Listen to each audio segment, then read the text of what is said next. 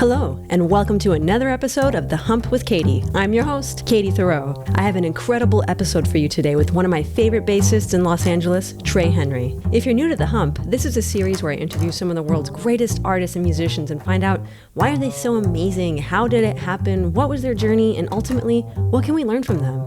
We've already had some fantastic guests like Derek Hodge, Larry Grenadier, Christian McBride, and Adam Fell, who's the president of Quincy Jones Productions. You can listen to all of these episodes and more on Spotify, Apple Podcasts, and you can go watch them on YouTube. So go download, like, subscribe, and hey, let me know who you want to hear from next. Before I bring you today's episode, I'd love to thank our sponsors. And first up, we have the clothing company, Jams World. Okay, you all know how much I love Jams World. I'm wearing my Jams World right now. It's a clothing company from Honolulu, Hawaii that's been family owned and operated since 1964. The reason why I love it so much is because the fabric is 100% spun crushed rayon, which means it's going to keep me cool and comfortable. And the artwork is so unique. It's screen printed right onto the fabric. I absolutely love it. They're giving our listeners a 15% online discount. Go to jamsworld.com and use the promo code JAZZ15. Next up, I'd love to thank Colstein's. Colstein's String Shop is one of my most favorite string shops in the entire world. They have two amazing locations in Long Island, New York, and an incredible online store. They're offering our listeners a 10% online discount. Go to colstein.com and use the promo code KATIE10, and you'll get 10% off your entire online order. All right, I am so excited to bring you today's episode. He's a personal hero of mine when I was growing up in Los Angeles. I've been seeing him since I was a little kid, and of course I'm talking about the bassist Trey Henry. We had an incredible time catching up, and I really got to learn why he likes being in the studio as opposed to being on the road. I mean, you've heard him and you don't even know it. He's been on so many television shows, movie soundtracks, and live performances on TV. And now he's also into producing records and music. It's so exciting. And he's also extremely funny and hilarious in a dry way. I can't wait for you to listen to this episode. So without further ado, here's Trey Henry. It's really hard to carve time out of my really busy schedule these days to find something like this. Yeah. So, you too, huh? Yeah, exactly. Yeah. I'm really glad you're doing this, so it's great. I watched a couple of them. It's really fun, actually. Oh, thanks. It is fun. Everyone thinks that the bass community is neglected. I don't think we're neglected. I think we're just a closed people that like to talk to each other. Yeah. And they're all great guys and gals. Mm-hmm. It's really a nice thing, It's rarely pressed to find a mean bass player. Yeah, they're out there. I'm headed in that direction, actually. A curmudgeon. Yeah, I like it. It's fun. Well, great. It's so great to see you. I mean, actually, I think it's been a year since I've seen you. Yeah, it was the jazz party, right? Yeah. Wow. Plus, no one sees you anyways because you're, number one in the studios. I'm pretty incognito. Yeah, and I didn't recognize you when I saw you because you had it's like you went into witness protection. I was like, you said hi, and I was like, hey. My wife is so sick of this thing. It's funny. We'll just keep it going. I'm gonna. Well, cool, Trey. Today is all about you. And that's not a good thing. No, this is fun. Well, yeah, how's it? I mean, I'll start wherever I want. This is my show. This is your show. Yeah. So how have things been for you? Because you are, to me, from the outside, and when I see you, you're a busy guy. You're busy doing many, many things, whether it's live performance, composing, producing something. I mean, if we talk a numbers game, there's a big numbers game of the amount of Grammy nominated albums and projects you've been on, award-winning things. So how has this time been for you to not be as busy? Initially, it was absolutely terrifying. Mm-hmm. Because I've always been somebody who, I look at my book and I want to have something to do every day, like everybody else. But there was a time where I actually kind of did have something to do every day. And in the course of 2 days, and it was like March 7th or 8th or something like that, everything went away in 2 days. And it was so surreal that I was kind of okay with it. Actually, I was kind of relieved that a couple things went away. Yeah. But it was shocking. And there was a little while where, what are you going to do? Mm-hmm. And about sometime 2018, 2019, I started putting together my home studio thing. Not for any reason other than other people were doing it. And it was kind of interested me. And, and bass players, the times that I get the sound that I want where I go someplace are rare. They're rare. It's probably 20 or 30%, right? Oh yeah. Where you're playing your instrument and go, this is the sound I want. Yeah, it sounds like me. Yeah, it's incredibly rare. And so I thought, what if I could just do this myself, control it? And that part has been really cool. I've learned a lot about where to put the mic on a bass, just dialing in sounds. I've changed strings 100 times now just to really get into it, because I've never spent a lot of time doing that stuff. Yeah. I've always been, get to the next gig. I got 20 minutes, you know. So that part of it has been great. Not getting in the car every day has been spectacular. I know, we're saving those miles, right? I know. And wear and tear on the bass, by the way. That's another thing. Oh, I never thought about it like that. Yeah, because, you know, I was lucky enough when the pandemic thing first started to do a couple of, it's crazy to think about, but a couple of movies where they were recording the entire orchestra remotely. So they'd have 5 or 6 bass players all doing their parts separately. I can't imagine what they must have. Oh, the editing for that, yeah. Can't even imagine. So, of course, you know, I sit down to do this, and there's a big rattle in my orchestra bass, you know, which you can get away with on a session if you're sitting with 8 bass players. Yeah. You know, it's like, yeah, nobody. But in this situation, nope, you know. So I had to use a different bass. And so anyway, I went to Lisa down in LA Bass Works, and I said, what is, she says, oh, you probably ran over a bump in your car. And I was like, yeah, I've done that a lot of times. Yeah. So it's just been really interesting to pull all this stuff apart and, you know, and just learn about when they really sing. That part has been really fun. You know? Yeah. Oh, that's cool. You know, I can hardly change my own strings. And the last time I did, in fact, I strung them not backwards, but the way when you tune it, it tunes backwards. I've done this. Yeah. Yeah. But if there's a bass that like we share as a family, like if we need to play outside, and so that was the one I did it on, and so now everyone's confused when the G string because it's backwards. It just adds to the charm. Yeah, yeah. Doesn't make any difference. No, it makes you smarter. You have to think about these things. Yeah, I'm not one to work on my own instruments. I don't. No way. Yeah, I know. I go crying. Like I go to Lisa as soon as I feel like something's wrong. Just fix it, you know? Yeah. Yeah. And we'll say a quick plug for Lisa and LA Bass Works. She's awesome. Amazing. Her team is awesome. Gabriel's awesome. And they work so quickly. Yeah. At least for me, because I only have one instrument. So they know, okay, she's got to get it back. So I love them. They are amazing. Just amazing. Consistently amazing. Yeah.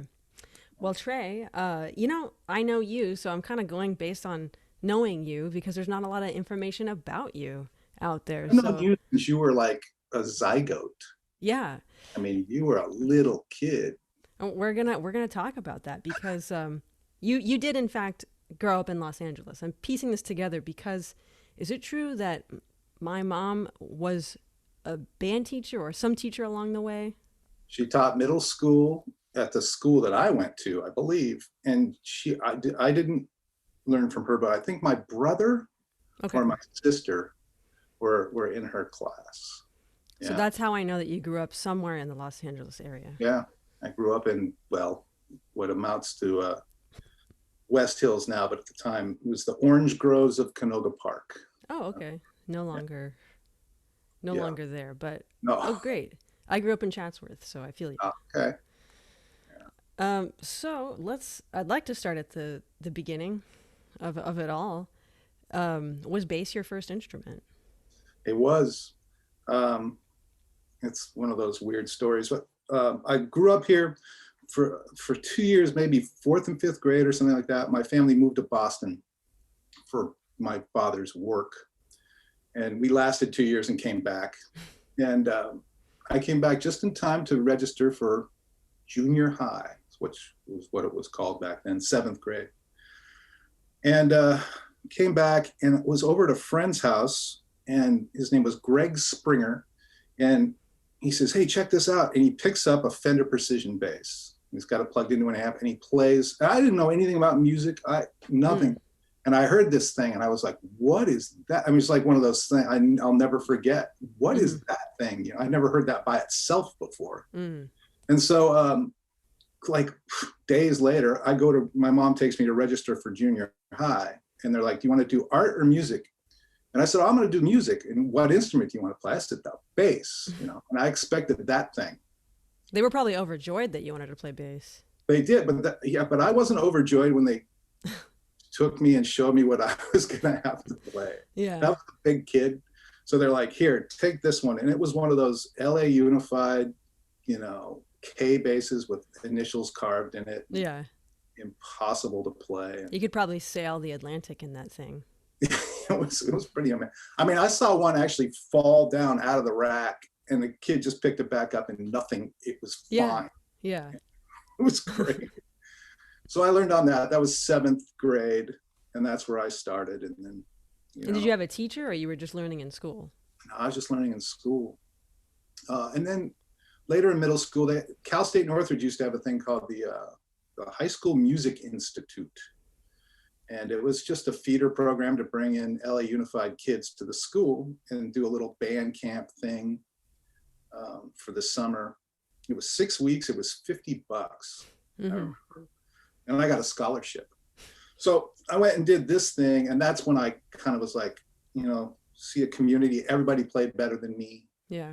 It was really an interesting time. And that's kind of what fed me into the Cal State Northridge thing. That's sort of how I ended up there. And you probably remember people maybe around that time that you grew up with that you might know now. Oh yeah. Yeah. You guys were probably raising hell. In fact, we just did a Super Bowl Zoom party with 3 guys that I was in that junior high band with. That's fun. Very cool. Yeah. That's quite a gift, actually, to be able to connect that way. Yeah. But then after that, I went to Canoga Park High School, and they didn't have it was a marching band school. So that's when I picked up the tuba. I learned to play that thing. And this is the hardest instrument to play ever. I mean, it's insane how to play that instrument. So and at that time when you're growing up, what music were you into? Well, that's been the interesting thing. When I grew up, my parents, it was like they had nothing but 45s. So everything was a single. And it was weird. It's like yakety sax, I remember. There was a bunch of Johnny Cash. The only albums they have I remember had were Johnny Cash, the Mills Brothers. Very sort of that type of music. Yeah. And that's kind of what I grew up listening to and stuff like that. And then as I, got into high school and started playing in bands, then I started learning more about top 40 and R&B and that stuff. But so that was basically how. I mean, the first thing I kind of remember freaking out about was my sister would play the Pink Floyd Animals record over and over and over in her room. And I just remember listening to that going, I don't understand this, but it's awesome. Yeah.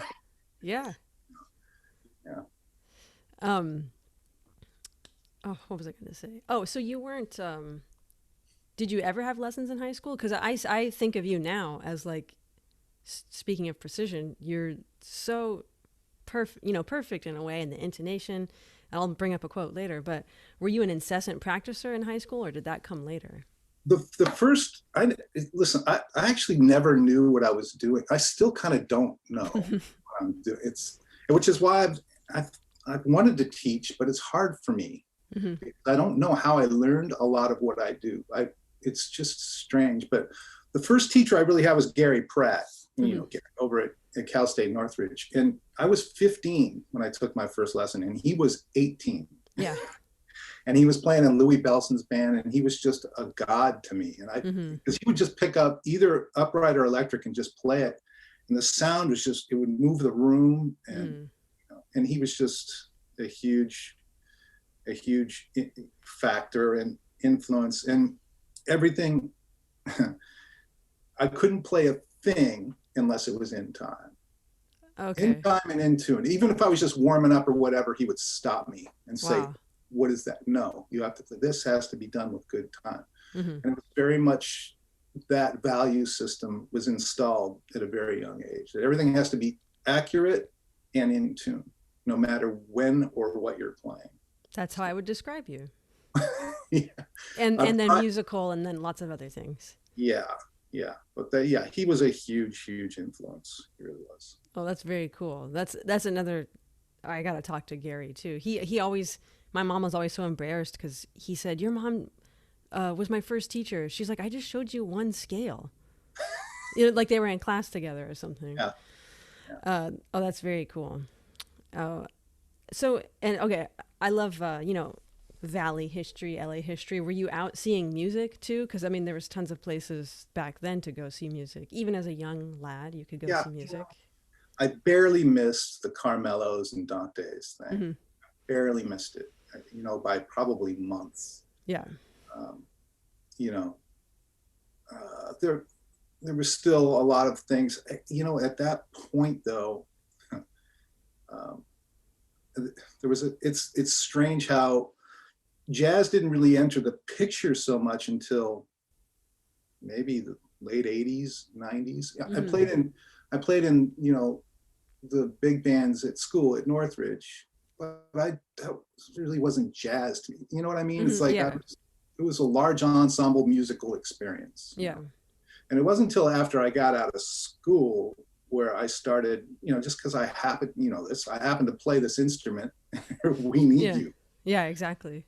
And then it was a crash course in learning, the do's and don'ts, the ins and outs from people older than me and more established. And that's kind of when the jazz thing, I got a little deeper into that stuff. But through most of that time, I was still, I was playing in a punk band at night at FM station. I was playing a top 40 band at Clancy's Crab Shack in Glendale. Yeah. So there was always kind of a mix of all this stuff going on, which I like. I was fascinated by all of it. Yeah. Yeah, that's cool. So jazz came into the mix because people needed you. They needed a body to play bass. Really, yeah. And there were often times where I would get done with whatever musical situation. I'm thinking to myself, I'll never hear from those people again. Yeah. Yeah. And then they'd call back. It's really interesting. Did you feel like you were having? I know you said like you were doing a crash course, but like you were having to do catch up after gigs. Okay, like let me go through these songs I didn't know. Yeah, I told this story at Jack Sheldon's memorial where I got a call from him at the last minute. Can you come to Chadney's, which was this club in Burbank that was like people, jazz, and smoke. That's all I remember. And Jack needs a band, somebody for his quartet. Well, I went in there, brought my music stand, the whole thing. And of course, there's no charts. I knew no songs. And the entire night went by. I never knew a song. Mm-hmm. The piano player was a guy named Marty Harris, who was the sweetest guy in the world. You remember Marty? Yeah. And he would do that thing where he'd be playing the piano. I'd look over and he'd have his pinky on the next root that was about to happen. I mean, talk about a caring guy. Yeah. So, I got through that thing. It was just demoralized and humiliated. At the end of the gig, Jack's like, see you next week. Mm-hmm. So I went home and, tried to remember all the songs that we did and, try to find all the real book. And a lot of that stuff's obscure. You can't find it. Oh, I know. Yeah. So I was at Tower Records buying albums, trying to find all these songs and stuff. I went the next week and he maybe did 2 of those songs and then a whole list of new ones. So it was several months of just really, really hard work. I should have quit. Well, that would have been terrible. Yeah, there was a lot of terrible. But boy, was that 3 months of this steady gig at Chadney's? I learned more then in 7 years of college or whatever. Yeah, and it takes people like that. Maybe in Jack's mind, he wasn't even taking a chance on you. It was just you sounded good back there, so why question it? Yeah. Yeah. But I feel like that's a lot of people have had that experience in Los Angeles too. I actually remember the first gig I was thrown on was with Marty Harris. And it was like at a festival or something. The bass player just didn't show up. And he did the same thing, calling all. I've never heard any of those songs, but Yeah, yeah. that's all. That's what it takes is people like that. Yeah, yeah, and you actually have to do something. I mean, you have to provide something that makes them want to call you back. You know, Yeah. you have to show them something. I just don't know what they saw. That's the thing. It's sort of still true. Like a lot of times, I'm like, why am I here? It's sort of the imposter thing is all. So what was your first big gig? I mean, playing with Jack Sheldon is a big deal, but like for you, maybe like going out on the road. Yeah, the first sort of show busy I could tell my friends is another weird story.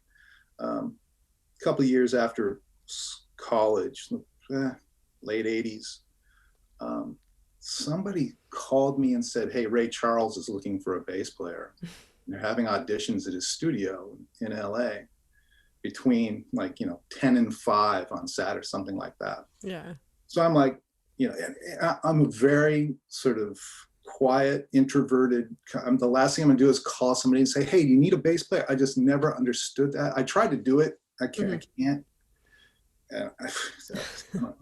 I respect people who can. Yeah. But I was like, I'm gonna go do this thing, which was crazy. I didn't know anybody. So anyway, I went down there with my electric bass because Ray didn't like the upright bass.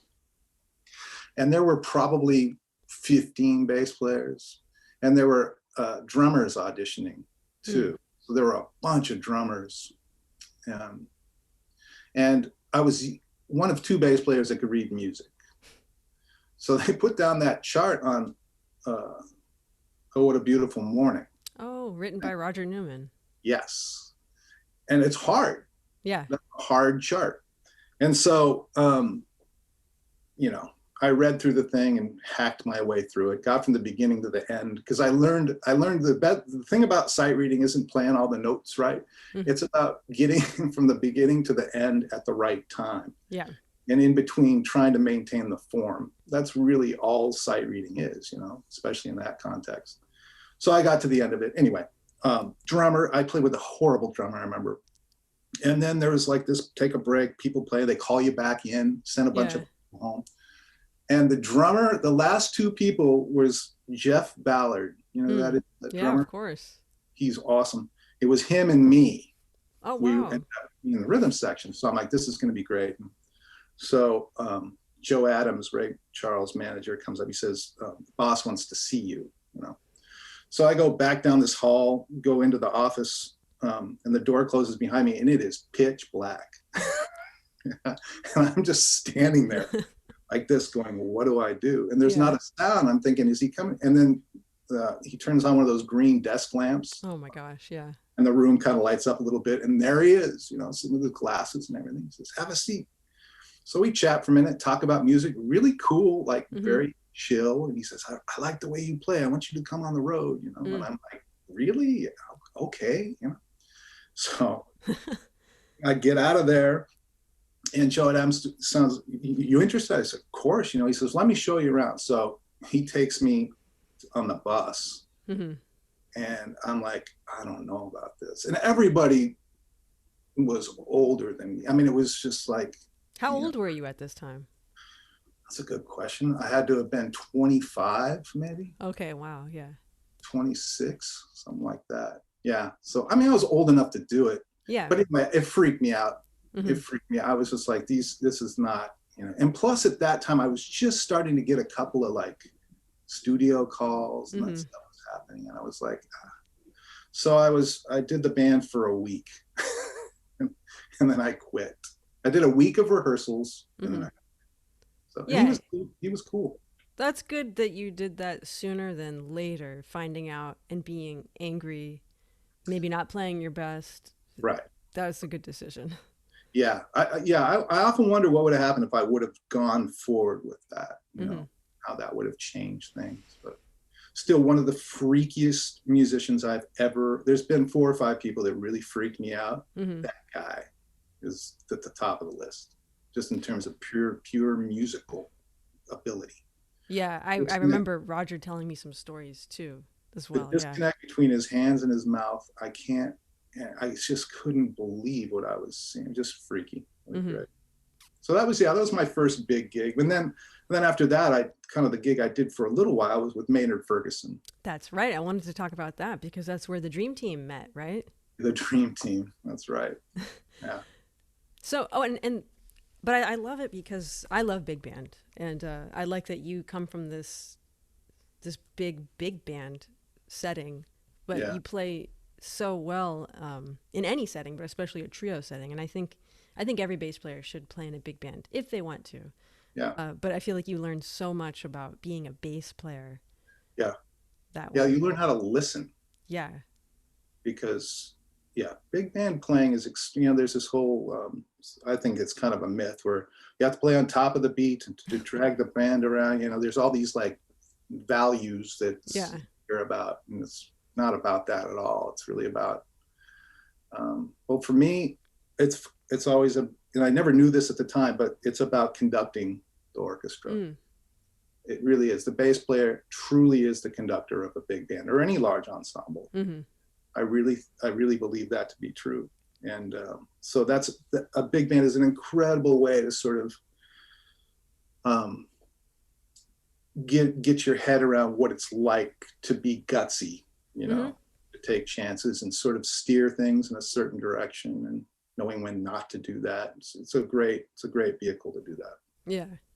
So when Maynard Ferguson calls, you take that big band gig. Yeah, my friends were on that gig. I knew people on that gig, and it was a both basses gig too. Okay, so that was appealing to you. Yeah, that was a must. Mm-hmm. Of course, the thing it was a Clevenger. You know what that thing is? They used to call it the plank. It was like the very first stick bass. Oh, okay. It was useless because it was theirs. They bought it, so it was really hard to play. So that was the acoustic bass you were playing. That was the acoustic bass, unless we were someplace within the vicinity of my home. Yeah, and I'd bring my bass. But yeah, it was that. Maynard was the best boss I ever worked for. Wow, and by that point, I mean, he had a band for a really long time. Yeah. So what was it like stepping into that tradition? Well, yet another learning experience. I'd never been on the road. I'd never been on a bus before. Except for the one time you saw Ray Charles's bus. Yeah, that was, well, this bus was, Maynard's bus was awful. It was disgusting. It was a rolling like dorm room. Yeah, a petri dish of bacteria. But it was light years better. Oh. Bus. But no, the thing about Ray Charles' bus is that like 1/3 was for the band and 2/3 was his bedroom. Okay. So everybody's packed like this, and it just didn't appeal to me at all. Mm-hmm. But no, Maynard's thing was very. It was all about playing. It was all about bringing the thing every night that you played. You know, it wasn't so much about a show. He put on a show, and he was getting a little older, so he was definitely throwing solo space to everybody in the band. And this was the Big Bop Nouveau band, which was what? 2 saxophones, a trombone, 2 trumpets, and a rhythm section. Mm-hmm. It was fun. It was fun. It was a lot of playing. And one quick story is we were in Niceville, Florida. And, we were out doing something. And the next day I'm pretty hungover, and I was never like a drug guy and I didn't do that much drinking, but occasionally you do what you do. And so I kind of went too far. And so I show up to the sound check the next day in this high school and not feeling well at all. Yeah. And Maynard comes wandering in halfway through the sound check and play a little bit and stuff. And he comes now where the bass sat was right behind him. Mm-hmm. So he kind of comes up and he never really talked to me that much. And I didn't really talk to him that much. It was like, there was just kind of this understanding, like I'm this way too much. Yeah. I will do my thing. If what I'm doing is causing you problems, just come and tell me in one sentence. Mm-hmm. Yeah. And then go back over there. So he was very cool that way. He didn't tell anybody how to play. Mm-hmm. So did you have a little too much fun last night there? And I'm like, wow, this is like a personal conversation. This is weird. I said, yeah, I probably went a little too far, but he said, you gonna be okay? I said, yeah, I'll be fine. So that night we start the gig. finished the first or second song, and he says, "Ladies and gentlemen, Trey Henry," and turns around and walks off the stage. Love that. Love it. Yeah, he just put it on me. Yeah. So I was like, and I had no idea what I played or what I did. But at that point in time, I was doing enough to where I had some vocabulary to be able to build a little thing and whatever. And I remember the song it was going into was Night in Tunisia. Yeah. So, I had an out the entire time, but I was just like, wow, he really did that, So That's a great lesson. Yeah, he was awesome. Yeah. Wow. I wish that was on film. I don't even need to hear it, but just to see your reaction. Oh yeah, no, you can't. Yeah. But this is the band. Is this the band that Christian, Jacob, and Ray Brinker were in? Yeah. This we all met at a club in Dallas called the Caravan of Dreams. I think it was 1990, maybe something like that. But it was my first gig. I've flown out to Dallas to do this thing. And actually I flew out with Ray because Ray was getting back on the band. He had left for a while. And then Christian, who is Maynard's son-in-law. Yes. And everybody, I was thinking to myself, really, Maynard's son-in-law? You're gonna have to play with some, some cat who happens to know that.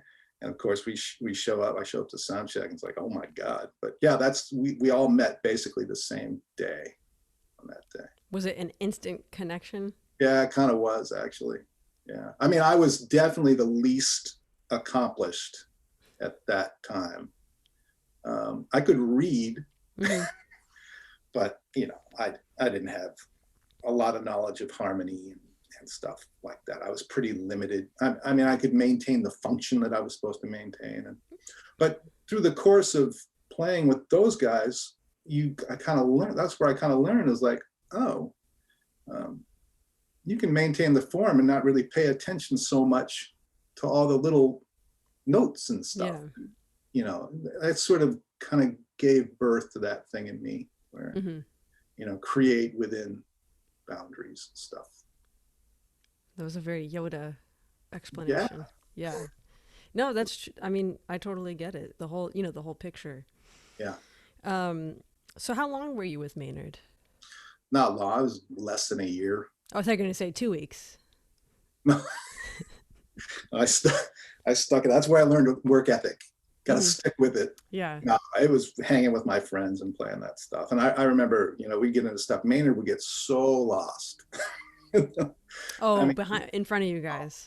He would have no idea where anything was, and he would have to cue everything out of the stuff. And I would be sure that he would be mad. He never got bugged, and he would just wait. And Ray Brinker was super sweet about like da da da da da da, But so I stuck with that for a while, and then we did. I think it was a 9-week bus tour to the Midwest or something, and that was it for me. I was like, and plus Ray left the band. Okay. I was like, it wasn't quite as much fun. Yeah. Do you like being on the road? No. Yeah. Are you a homebody? Yeah, I suppose. I mean, you know what? I think I know you can relate to this. When I go on the road and I get to the job, to the show, to the gig, pretty much, maybe with the exception of the piano player, everybody gets to bring their horn. Everybody gets to bring, and I'm like, what is this that I'm going to have to play? Because, none of us are taking instruments with, and thank God for the Chinese basses now, right? I mean, at least we have a shot at it. Yeah. But back then, there weren't those things. So I remember doing it in St. Louis with Natalie Cole, and they brought a bass out, and I said, I'm sorry, but I'm not trying to be difficult, but the G string was laying on the fingerboard. Yeah. And I was like, I can't play this instrument. It's not because I'm a diva. It's because I physically can't make this. So me and a crew guy are like, he's got tools and we're trying to put this thing together, and we made it happen, but it was awful, know. And I could see, and everybody else is really jamming and having fun, and I'm like just terrified that they're like, what's Trey's problem? Yeah, exactly.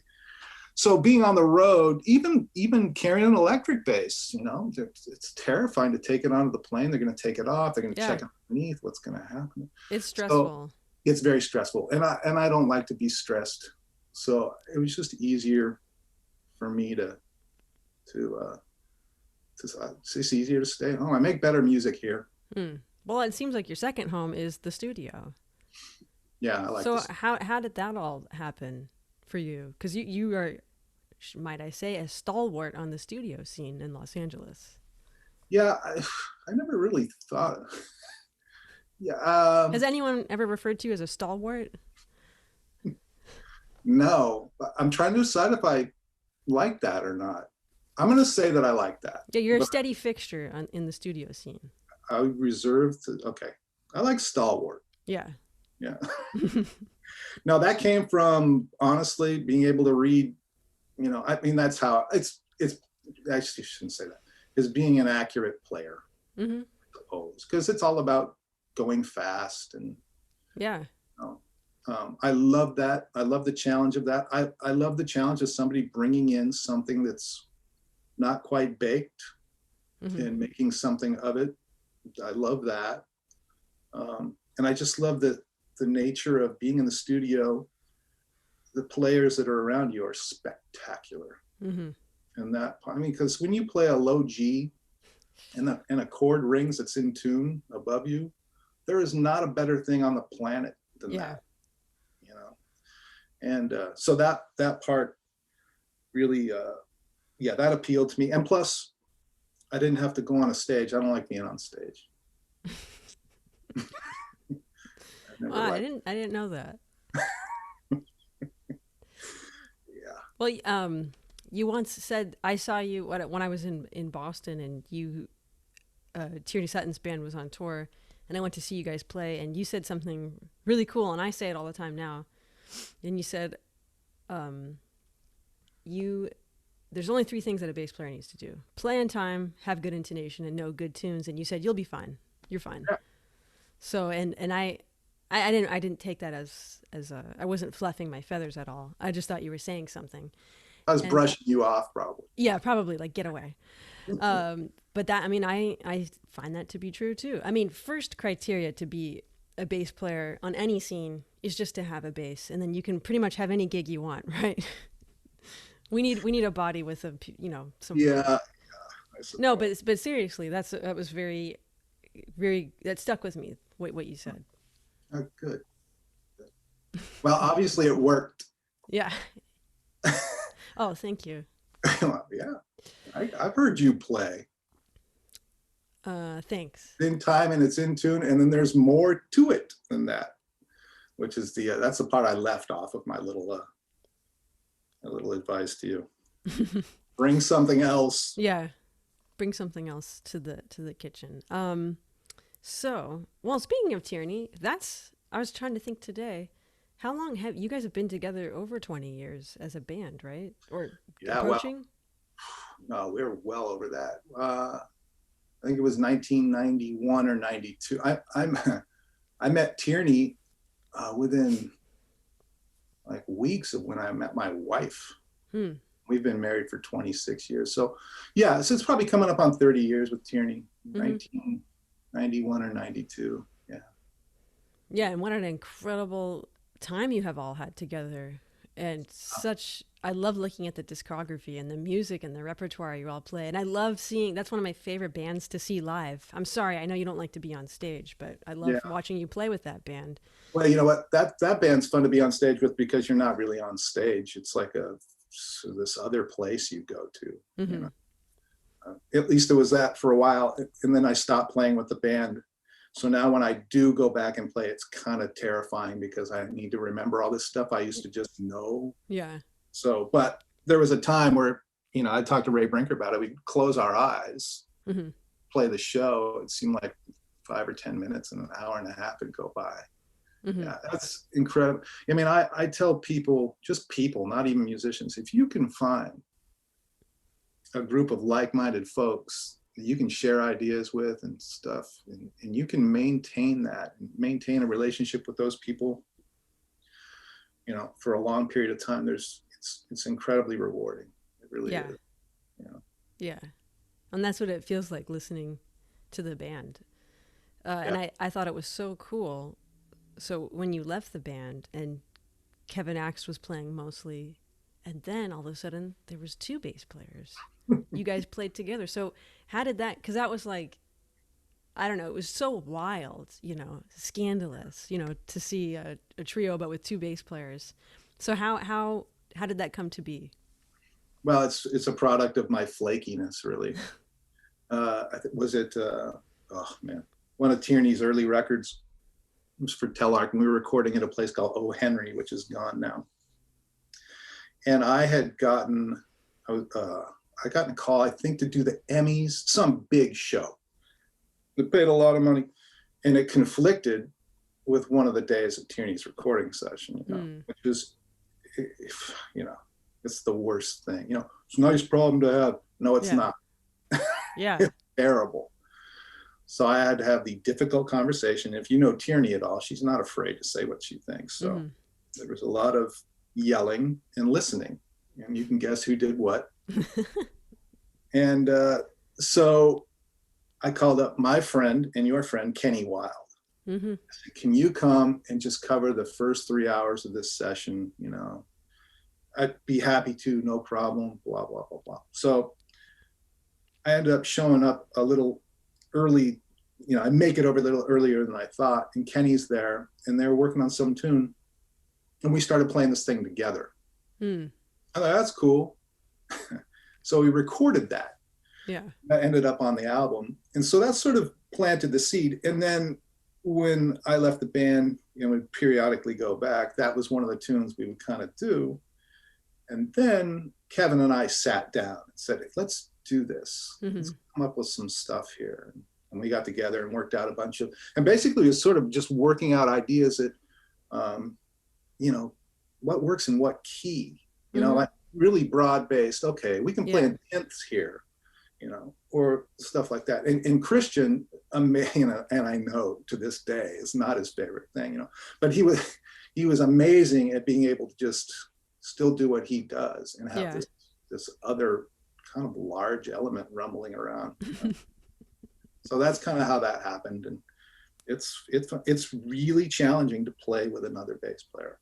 Oh, I know. It's just like walking around naked. I mean, in front of like a lot of other people, and it's a very sensitive thing. It is. But back when I was in my avant-garde world, Billy Mintz was the drummer here, and he had a band called the Two Bass Band, and there were two bass players, and it was me and Kenny Filiano. I don't know if you know who that is. Lives in the East Coast, spectacular. He's kind of an out free bass player, but insanely creative. And then me and Jeff D'Angelo. And then after that, it was me and Gary Pratt. We did it for a while. So I had a lot of experience playing with, and Joel Hamilton was another one. I had a lot of experience playing with other bass players, and you learn a lot about a guy or a gal. Yeah. Yeah. It's really interesting. But Kevin's amazing. He's amazing. He's an amazing bass player. Really. Yeah, but it's fun. It's such a cool opportunity. I kind of talk about this a lot. There's not many bands, that last that long, right? That keep their core. I mean, there's like there was Art Blakey's band, but was constantly, it was like a feeding ground changing. But this is so cool that you guys all kind of like grew together. Yeah, no, that's exactly right. It's funny. Christian once said, and I believe this to be true, one of the things, it's like a family, right? There's, as you spend more and more time and you mature and you grow, there's certain parts, sometimes it's harder to get along in certain ways. There's certain history that happens and stuff like that. That's true of this thing along with anything. It's like, there's times where it's like, oh, there's that thing again. But Christian would always say, I remember when we had nothing but questions, and now we have nothing but answers. Wow. And I think that really is an illustration of what it's like to be a young, up and coming, learning player. And you get to a certain point where you have all these answers, but you really don't. Yeah. It's just a funny sort of observation, I thought. Going back to the studio scene for a quick second, because you brought up a good point. And I mean, it's not happening so much right now, but I always remember, people saying, yeah, can you cover this? Can you cover that? Or making those really tough decisions like, well, I committed to this, but this came up, and trying to either convince yourself or convince the other person. So, I mean, and I can tell you don't like confrontation. So how did you deal with that? Sometimes it's okay, this is money, or sometimes this is a great opportunity and I'm going to meet other people and make, more money, have opportunity. I didn't deal with it very well. I was pretty flaky. I wasn't dishonest, but I would avoid that moment as much as I possibly could.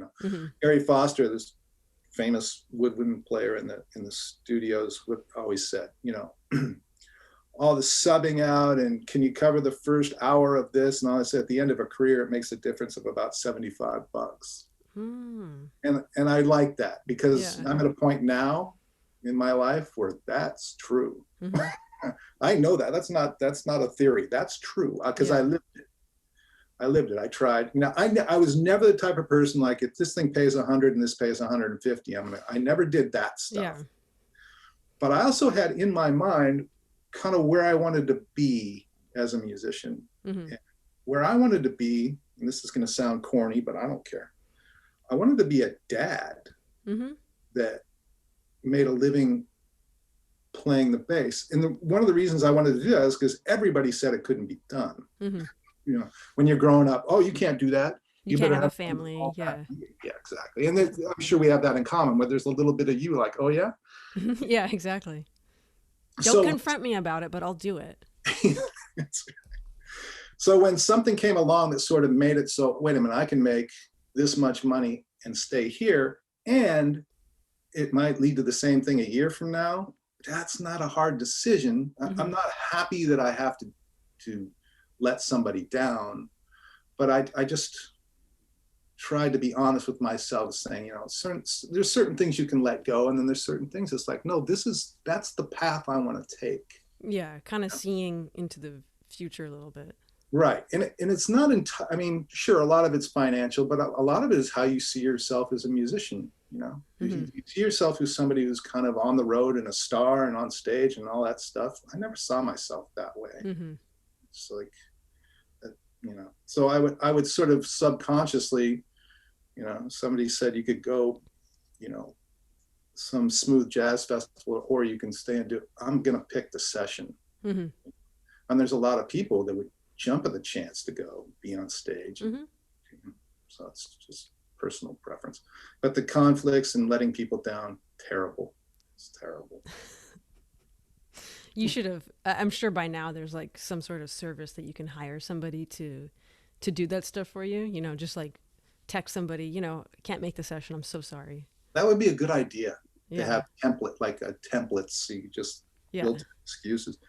I knew it was bad when friends of mine had business cards made up, and I still have one here saying, it made me mad at the time. It said Trey Henry bass, and at the bottom, actual bass player may vary. Oh my goodness. Yeah. That's when I was like, oh, this is not, and I deserved it. I did. But that was sort of. But on the other side of the coin, you opened up opportunities for other people who, maybe after you said you couldn't do it, they had to go through 20 people, but then that 21st person would have never had a chance. Yeah, I suppose. I'm trying to make you feel better. Yeah, thank you. But I was always, one of the things I always try to do is cover myself. I'd never just call them up, say, I'm not going to be there. I would always cover myself. And I also sort of made a deal with myself that was like, if you're going to bail, you have to replace yourself with somebody as good or better. Yeah. So I wasn't afraid to go right to the top of the list and say, hey, are you available? Yeah. And much of the time that would happen, and then everybody would be happy. My reputation still suffered. Yeah. but for that one gig, everybody was cool. Yeah. It's hard, man. It's hard. It's a hard thing. Yeah, I actually had, during the pandemic that happened where I needed to be in two places at once, but it was like, I actually got called for a session to be the only bass player in an orchestra. And I'm like, you sure you got the right person here? And, but but you know, I had to do the whole thing, and then it turned out to be fine. But yeah, I totally, that feeling of just like, I don't want to go through that. I don't want to let people down. No, it's awful. So you went and did the one bass in the orchestra thing? I did that, and they were fine because I found a good solution for the other thing. Good. And you had fun doing that, didn't you? Yeah, I mean, I was terrified at first Right. because I was like, you got the wrong person. But then it was just footballs, you know, I'm reading footballs, Yeah, no, and it was fine. great. See, that's the best thing is Yeah. when you're actually looking around going, I am not comfortable. Yeah. Oh, yeah. There's nothing about this that I'm comfortable about. And then then the music starts happening and it's cool. Yeah. You know, that's the greatest thing in the world. Yeah. Proud of it. Thank you. I hope I get that phone call. Just one more thing about the studios, because it's something that kind of fascinates me, because there is like that dichotomy of like, oh, you're a studio player, oh no, you're just a jazz player, you know, people want to categorize things. But in the heyday of studios, which I'm certain that'll come back because people are starting to have an appreciation for people again. I agree. But what was like a typical weekly schedule for you? Well, when there was a weird, I fell into a live TV world, which, you know, was basically studio players playing TV shows. Mm-hmm.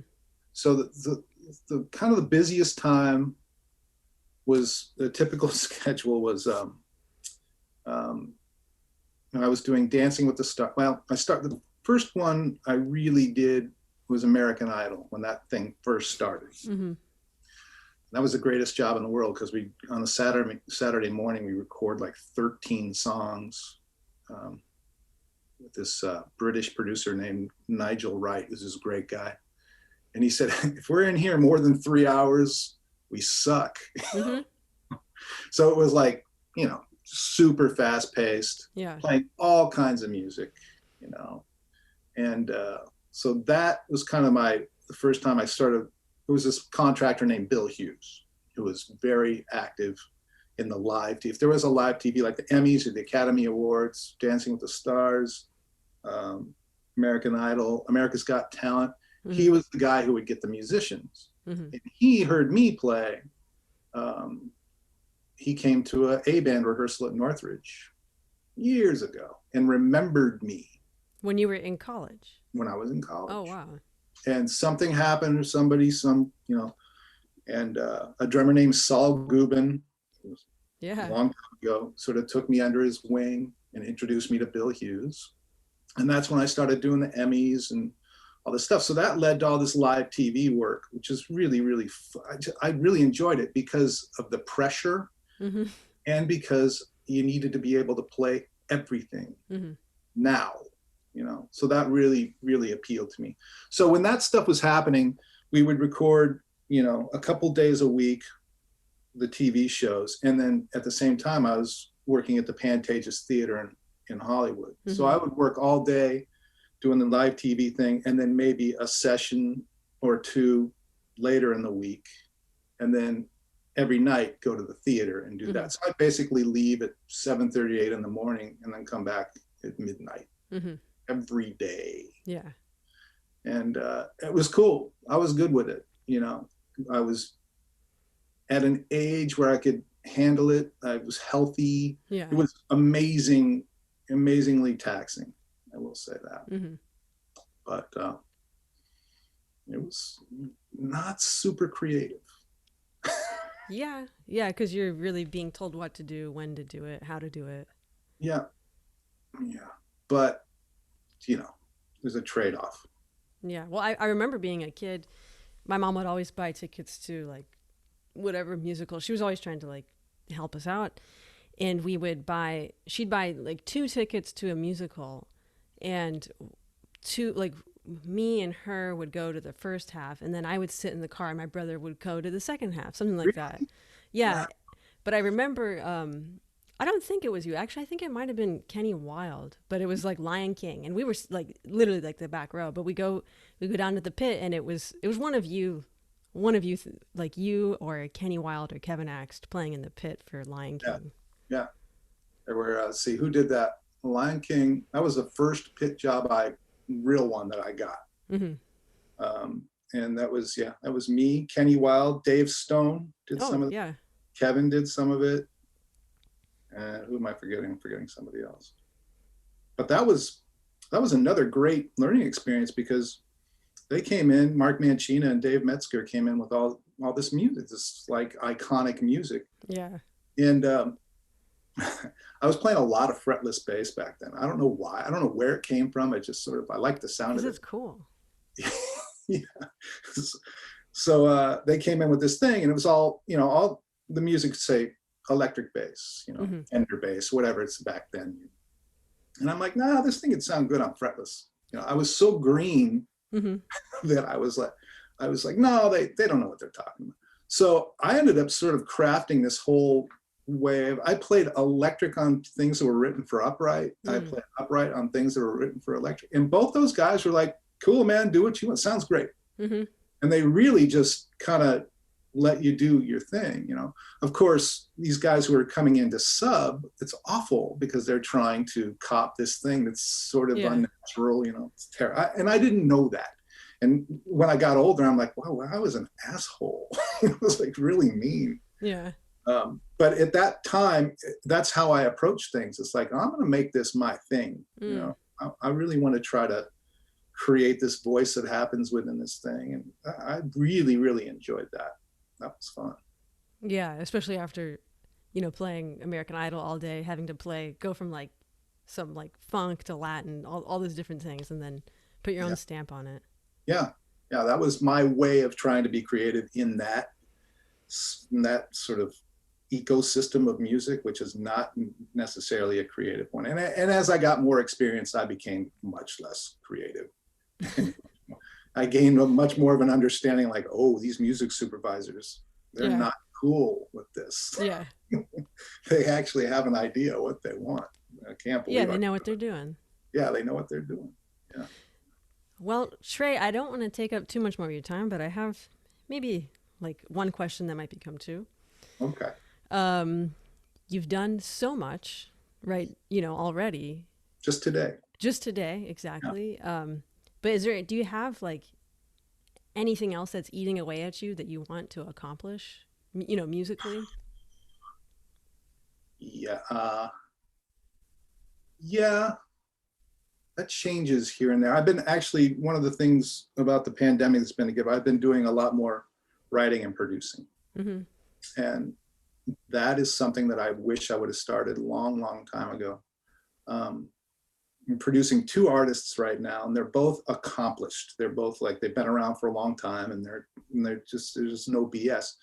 And to learn from them, from that perspective that their careers have given them, that part has been an amazing, it's humbling, but that's been a real learning experience. And putting all the music together and hearing final mixes and stuff like that is becoming a really rewarding thing for me, to be able to like hear all this stuff come together.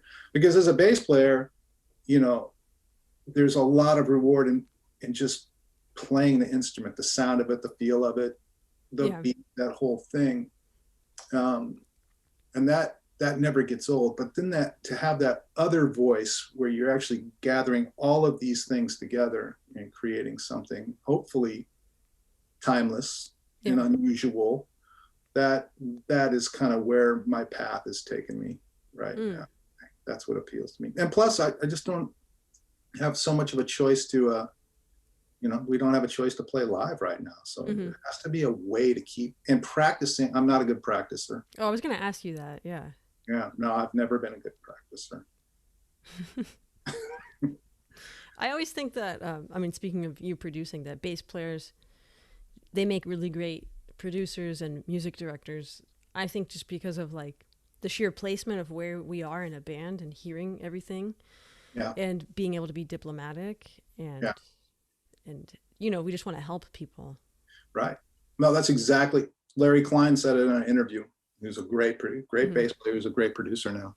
He said, you can say what you want about mic pre's and gear and all that stuff. Producing is a people business. It's knowing how to deal with people. And that really is true. But the other part of that is, a bass player, we have learned, whether we like it or not, where the parts of the song are. Mm-hmm. Like I've always been fascinated playing in orchestras. Okay, let's start from letter C. I know letter C is the bridge. Yeah. Because, A and B have, and the other side of the room, because they're in a treble clef world, a lot of them, sure, they have the knowledge, but there's the thing about being responsible for the bass part where where you are all the time. Mm-hmm. So I've always listened, and all the work that I've done and stuff, I've always been curious, like, okay, how does that voice leading, why does that not sound right? Or why does that sound right? And so as I've sort of gathered this information, it's nice to sit down at a keyboard and go, why does this sound good and this doesn't? Mm-hmm. Stuff like that. So that's been a really nice pursuit. It's humbling, but it's been a nice pursuit. And now for the nerd out session, for those who nerd out, what is your bass setup? Like for live performance? Sort of a mishmash sample platter of. Okay, so for my main jazz bass, which is a Paul Tenegas, I just put perpetuals on that bass. Oh, okay. A little while ago. How do you like them? I don't know yet. They were too thin for me, so yeah, the G string is definitely too thin. But speaking of how great Lisa is, she spent 20 minutes in her shop measuring G strings for me because I really wanted something. It was too thin, so she's don't take that out of context. I would not. Yeah, so I have those on there. I've always had Tomastic Vikes on all my jazz basses. There's something about the quality control of those strings. They're the same no matter what, they're exactly the same no matter what instrument you put them on. So at some point I'll probably strap those back on that thing, but for right now I'm going to kind of go with it. And then on my orchestra bass, I have a Hornsteiner built in 1862. That's a full size, a 4/4 size bass. It's huge. It's like 44-inch string length. Wow. It's pretty gigantic. And I have Passiones on that, which is kind of a common orchestral string.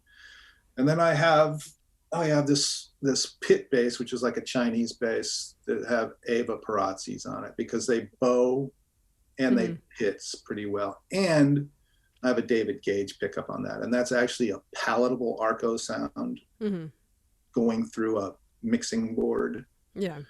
So I have it set up that way. And then I have this other little jazz bass that's got an Underwood pickup on it. It's the bass I bought out of school. And it's got regular Tomastic Reds on it. And that if I'm doing like a fusion-y loud thing, bass is great because you can crank it up and play loud. Yeah. Fast. So it's a little bass. So yeah, and then on my main jazz bass, I have a full circle pickup on. So, but that bass hates to be amplified. It's really interesting how some of these basses they take to certain things. Yeah. But that bass with a microphone in front of it is spectacular. It's great. I love it. Yeah, with a microphone and a great engineer. Yeah. Well, that's me. Yeah, there you go. Yeah. Well, Trey, this was wonderful. I really appreciate it. I was going to ask you if you have advice for bass players, but I think you gave a lot of advice. I have one thing. Yeah, please. I sort of stumbled across this when I was talking to a student a while back. There's basically four, I believe this, not as bass player so much, but as a musician. There's four things you need to take care of before you can be old like me. One is your sound. That's the first thing anybody hears, your sound. The second thing is your time or your feel. Those things are at the top of the list. The next thing is vocabulary, which I learned vocabulary not by looking at books. I learned vocabulary by going out and getting my butt kicked, And the last thing is communication. How do you communicate musically and socially? And if you take care of those four things, you'll be cool. Look at you. Well, thank you. We're communicating right now. We are. Yeah. With respect. Yes. Well, Oh, that's great. I can't wait for people to hear this. Yeah. I believe that to be true. Good. Okay. This is it, Trey. Are we signing off? We're going to sign off. I really appreciate you taking the time. This was way cool. It's my pleasure. It's fun. It's always nice to see you. It's a pleasure to talk to you. I can't wait to hear you play coming up. Likewise. I'm a huge fan of you. You have actually developed a skill set that is like totally unusual. It is. I mean, that's a hard thing to establish, is to come up with a skill set that is unusual, and you've done it. So I hope to be uncopyable. I'd say you're pretty uncopyable as I'm making that word up. Yeah. Well, but cool. I can tell you're doing what you do because you love the sound of it, and that's why you'll do it forever. Well, thank you, Trey. Well, yeah, no, honestly, it's been great. I mean, grew up watching people like you, Kenny Wilde, Kevin Axe, Bruce Led, like just incredible bass players in LA. And big props to LA. I feel like we get the short end of the stick sometimes. Yeah, I don't care. Nobody cares what people think about us. No, they don't. No. Yeah. Well, cool. Thanks so much, Trey. Really appreciate it. Enjoy the rest of your day. Can't wait to hear you again. And I'll have links to all your projects and everything you're doing right now. And it's very exciting. Thanks, Katie. All right. Thanks, Have Trey. a Take great care. day. I'm going to leave the meeting. Okay, leave it. Okay. Bye. Bye.